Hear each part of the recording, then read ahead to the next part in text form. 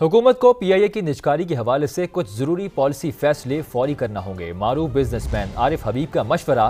कहते हैं PSO और सिविल एविएशन के कर्जे नए खरीदार को कब वापस करने हैं, इसका टाइम फ्रेम दिया जाए।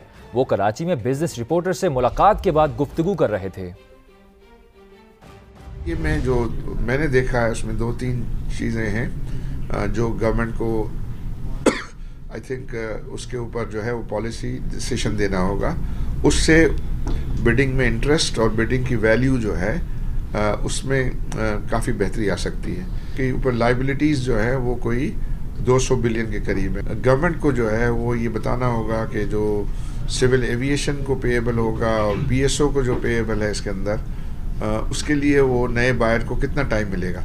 हमने एडवाइस किया है कि ये जो बिड अमाउंट है ये एज ए कैपिटल इस कोर कंपनी में जाना चाहिए। रूट्स के बारे में क्लैरिटी होनी चाहिए कि अब हम कहाँ लैंड कर सकते हैं और उनके साथ एग्रीमेंट की पोजीशन जो है वो क्या है।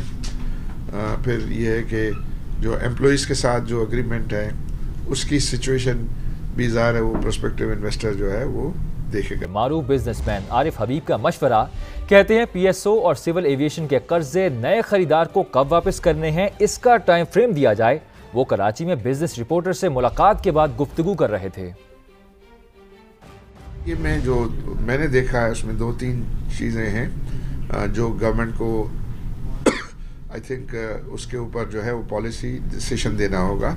उससे बिडिंग में इंटरेस्ट और बिडिंग की वैल्यू जो है उसमें काफ़ी बेहतरी आ सकती है कि ऊपर लाइबिलिटीज़ जो है वो कोई 200 बिलियन के करीब है। गवर्नमेंट को जो है वो ये बताना होगा कि जो सिविल एविएशन को पेएबल होगा और BSO को जो पेएबल है इसके अंदर उसके लिए वो नए बायर को कितना टाइम मिलेगा।